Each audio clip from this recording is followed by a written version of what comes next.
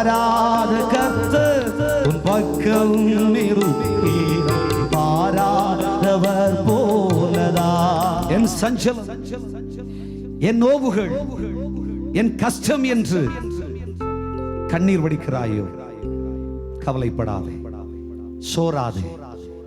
கர்த்தர் உன்னோடு கூட இருக்கிறார். உன் வருத்தத்தை அவர் மாற்றுவார், உன் வேதனை அவர் மாற்றுவார், உன் துக்கங்களை அவர் மாற்றுவார். நீ எதற்காய் வருத்தப்பட்டு அழுகிறாயோ அந்த வருத்தத்தை தேவன் மாற்றி கொடுப்பார்.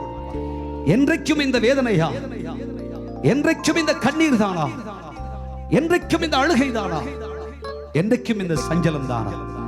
இல்லை, அவைகளெல்லாம் உன்னை விட்டு நீங்கி போகும்.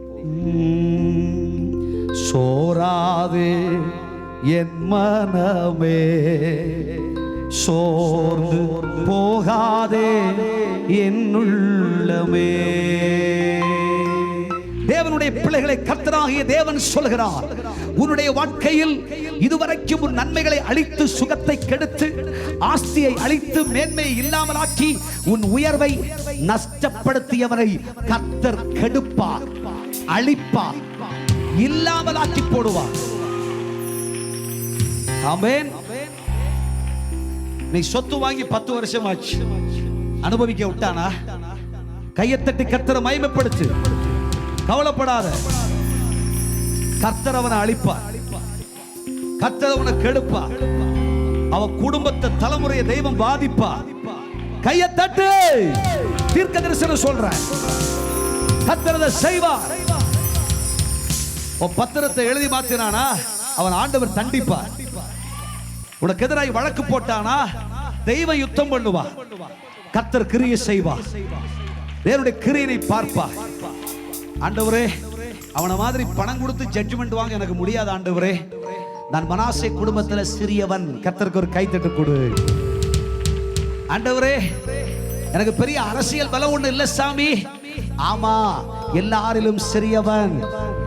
ஆமேன்னு சொல்லு.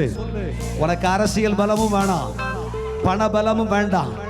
இருக்கிற இந்த முழங்கால் பலத்தோட போ. நீ அவனை ஜெயிப்பாய், நீ அவனை அழிப்பாய், கர்த்தர் அவனை கெடுப்பார். அவன் தலைமுறை முதலாய் இல்லாமல் போக பண்ணுவார். உன்னை ஒடுக்கினவனை தேடியும் காண மாட்டாய். அவன் இல்பொருளாவான், கர்த்தர் அவனை வேறட்டு போக பண்ணுவார். Praise God. கைகளை தட்டி கர்த்தரை மகிமைப்படுத்து. மாறாத கர்த்தர் உன் பக்கம் இருப்பார்,